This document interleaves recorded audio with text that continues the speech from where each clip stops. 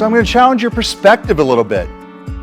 About 120 years ago, Coca-Cola was released on the market, and it legitimately had cocaine in it. It and other products were sold as tonics and headache survival medicine and those types of things that you could get over the counter at your local pharmacy or soda shop. And then 100 years ago, what did our country do?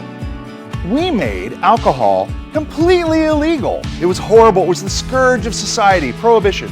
You've all heard of that. We even had an amendment in our Constitution about it. So how did we cure the alcoholic? Because of course the alcoholic was completely evil and the scourge of society at the point in time in our history.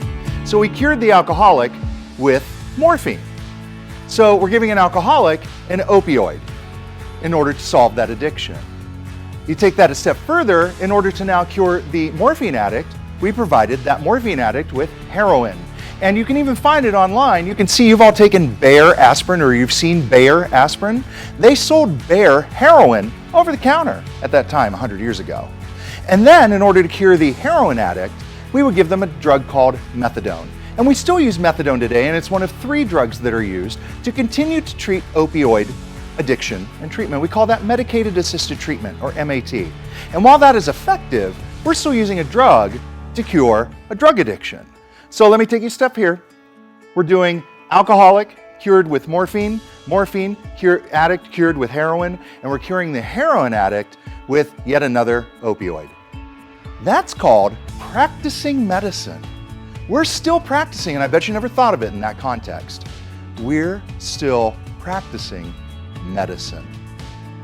How many of you are going to go into medicine? I hope you all figure it out and that we're no longer practicing a generation from now. But in the interim, I bring this up because we've talked a lot about alcohol and drugs.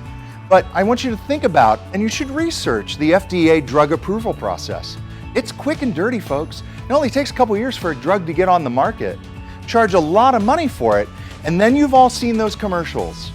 You've all seen those commercials. First of all, the drug is brand new, you got the little butterfly in the background telling you it's going to bring you all these wonderful things, going to make you feel good, cure your depression, cure your anxiety, but then you're going to have really bad diarrhea, or you might risk a stroke, or you may all those horrible things, right? And then fast forward a couple years later, did you or a loved one take that drug XYZ, and then did you experience this or this? You might have a lawsuit on your hands. Folks, we're still practicing medicine. I'm not telling you that prescription drugs are dangerous or wrong or good or bad, but I'm encouraging you to do your own research and do it beyond Google and have an intentional conversation with your doctor if and when you're prescribed something.